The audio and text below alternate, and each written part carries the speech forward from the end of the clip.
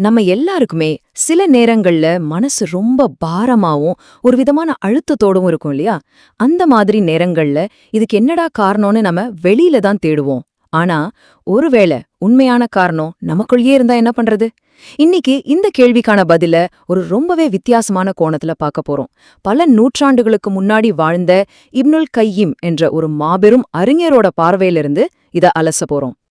இப்னுல் கையிம் சொல்ற விஷயம் ரொம்ப ஆழமானது, யோசிக்க வேண்டியது. நம்மளோட மன போராட்டங்களுக்கும் ஒரு விதமான அமைதியின்மைக்கும் காரணம் வெளியில இருக்கிற பிரச்சனைகள் மட்டுமே இல்ல, அதுக்கு சில ஆணித்தரமான ஆன்மீக காரணங்கள் இருக்குன்னு அவர் சொல்றாரு.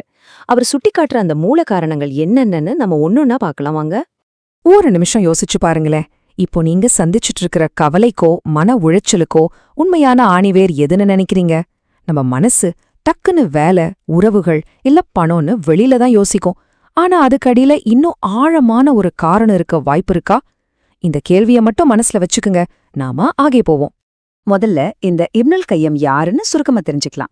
இவர் 14ஆம் நூற்றாண்டுல வாழ்ந்த ஒரு மிக முக்கியமான இஸ்லாமிய அறிஞர். இவரோட எழுத்துக்கள் எல்லாமே இதயம், ஆன்மா, அப்புறம் அதை எப்படி தூய்மைப்படுத்துறதுங்கிறது சுத்தி தான் இருக்கும். அதனாலதான் பல 100 வருஷத்துக்கு முன்னாடி வாழ்ந்திருந்தாலும் மனுஷனோட உள்மன போராட்டங்களை பத்தி அவர் சொன்ன விஷயங்கள் இன்னைக்கும் நமக்கு அப்படியே பொருந்தி போகுது.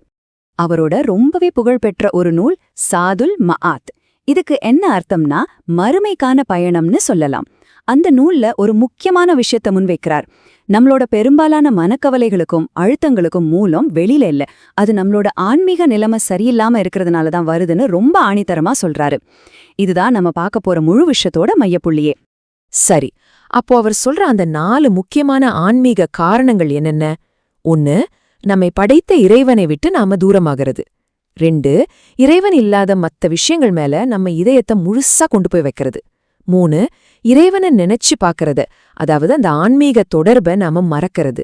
4, இறைவனை விட மத்த விஷயங்களை அதிகமா நேசிக்கிறது.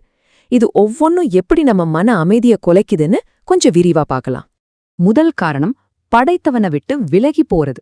இது எப்படின்னா, ஒரு மரத்தை அதோட வேர்ல இருந்து வெட்டிட்டா அதுக்கு என்ன நிலைமை ஆகுமோ கிட்டத்தட்ட அதே மாதிரி தான் வச்சுக்கோங்களேன். நம்மளோட ஆன்மீக மூலம், நம்மளோட வேர் இறைவன் கிட்ட இருக்கு. அந்த தொடர்பு கொஞ்சம் கொஞ்சமா பலவீனமாகும் போதோ இல்ல துண்டிக்கப்படும் போதோ நாம ஒருவித பாதுகாப்பு இல்லாம தனிமையா எங்க போறோம் தெரியாம மிதக்கிற மாதிரி உணர்வோம். இந்த உணர்வு தான் மன உளைச்சலுக்கான முதல் படியா அமையுது. 2வது காரணம், இறைவன் இல்லாத மத்த விஷயங்களோட நம்ம இதயத்தை ரொம்ப இறுக்கமா இணைச்சுக்கிறது. உதாரணத்துக்கு, நம்ம முழு நம்பிக்கையையும் சந்தோஷத்தையும் ஒரு உறவு மேலேயோ ஒரு வேலை மேலேயோ இல்ல நம்மளோட சொத்து மேலேயோ வைக்கிறது. ஆனா இந்த உலகத்துல எல்லாமே தற்காலிகமானதுதான்னு நமக்கு தெரியும்.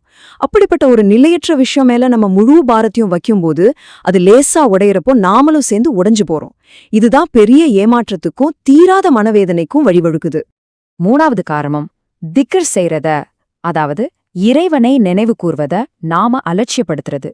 திக்ருங்கிறது நம்ம இதயத்துக்கான ஒரு ஆன்மீக உணவு மாதிரி. எப்படி உடலுக்கு தினமும் சாப்பாடு தேவையோ அதே மாதிரிதான் இதயத்துக்கு இறை நினைவு தேவை. அந்த ஆன்மீக உணவை நாம சரியா எடுத்துக்க தவறும்போது இதயம் வெறுமையா அமைதி இல்லாம ஒரு விதமான கலக்கத்தோடவே இருக்கும். கடைசியா 4வது காரணம், இறைவனை நேசிப்பதை விட மத்த விஷயங்களை அதிகமா நேசிக்கிறது. இங்க ஒரு முக்கியமான விஷயத்த கவனிக்கணும். மத்தவங்கள நேசிக்கிறது தப்புன்னு சொல்லப்படல, ஆனா அன்பு காட்டுறதுல ஒரு முன்னுரிமை, ஒரு ஆர்டர் இருக்கு. அந்த ஆர்டர் தப்பா போகும்போதுதான் பிரச்சனை ஆரம்பிக்குது. நம்மளோட உச்சபட்ச அன்பு நிலையான ஒண்ணுமேல இல்லாம நிலையற்ற கிசுறு மீது இருக்கும்போது அது நம்ம மன அமைதியை நிச்சயம் பாதிக்கும். இப்ப இந்த வித்தியாசத்தை பாருங்க. நம்ம அன்பு இறைவனை மையமா வச்சு இருக்கும்போது அது நமக்கு ஒரு ஆழமான மன நிறைவையும் ஆன்மீக ரீதியா ஒரு ஸ்திரத்தன்மையும் கொடுக்குது. ஆனா அதே அன்பு தடம் மாறி படைப்புகள் மேல, அதாவது மனிதர்கள், பொருட்கள், பதவிகள் மேல அளவுக்கு அதிகமா வைக்கப்படும்போது அது நம்மள ஒரு விதமான கவலைக்கும் உணர்ச்சி ரீதியான சார்பு நிலைக்கும் தள்ளிடுது. எப்போ அதை இழந்துடுவோமோங்கிற பயம் நம்மள நிம்மதியாவே இருக்க விடாது. ஆக மொத்தத்துல இப்னுல் கையம் சொல்ல வர மையச் செய்தி ரொம்ப சிம்பிள். உண்மையான நிரந்தரமான மன அமைதிங்கிறது நம்ம இதயம் அதோட மூலமான இறைவனோட எந்த அளவுக்கு வலுவா இணைஞ்சிருக்குங்கிறத பொறுத்துதான் இருக்கு. நாம இதுக்கு முன்னாடி பார்த்த இந்த 4 காரணங்களுமே இந்த முக்கியமான இணைப்பை பலவீனப்படுத்துற விஷயங்கள் தான். இது ஏதோ மேலோட்டமா சொல்ற கருத்து கிடையாது. இப்னுல் கையீம் தன்னோட ஜாதுல் மஆத் நூல்ல ரொம்ப அழுத்தமா சொல்றார். மன அழுத்தம் மற்றும் மனவேதனை உருவாவதற்கான மிக முக்கியமான காரணங்களில் இவையும் அடங்கும் அப்படின்னு. இது பல வருஷ ஆழ்ந்த ஆய்வுக்கு பிறகு அவர் சொன்ன ஒரு முடிவு. இந்த ஆய்வோட இறுதியில நாம ஒவ்வொருத்தரும் நமக்குள்ளேயே ரொம்ப நேர்மையா கேட்டுக்க வேண்டிய ஒரு கேள்வி இதுதான். உங்களோட இதயம் உண்மையிலேயே எது மேல முழுமையா சாஞ்சிருக்கு, எதோட இணைக்கப்பட்டிருக்கு? இந்த ஒரு கேள்விக்கான பதிலை தேட முயற்சி பண்ணி பாருங்க. ஒருவேளை உங்க மன அமைதிக்கான திறவுகோல் அங்கதான் ஒளிஞ்சிருக்கலாம். நிச்சயம் சிந்திக்க வேண்டிய ஒரு விஷயம்.